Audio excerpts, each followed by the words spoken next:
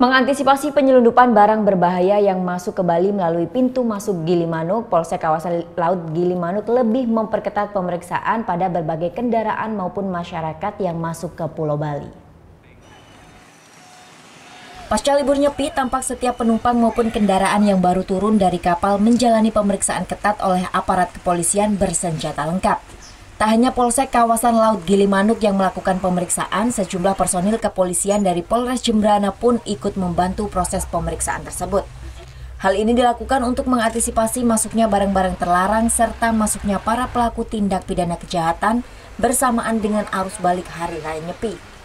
Kapolsek Kawasan Laut Gilimanuk Kompol Inyoman Subawa menjelaskan, pemeriksaan ketat ini dilakukan karena seringnya masuk barang-barang ilegal tanpa dokumen masuk Bali dengan tujuan sejumlah kabupaten di Bali. Fokus pemeriksaan terhadap surat-surat kendaraan, barang bawaan, dan barang-barang berbahaya lainnya yang mungkin ada di truk box maupun bis atau mobil penumpang lainnya, dan barang-barang bawaan daripada pengendara sepeda motor tetap kami prioritaskan untuk mengantisipasi barang-barang yang tidak atau yang didugai membahayakan Bali ke depan.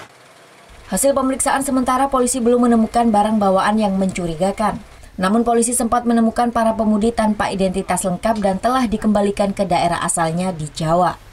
Putu Wijana melaporkan untuk NET.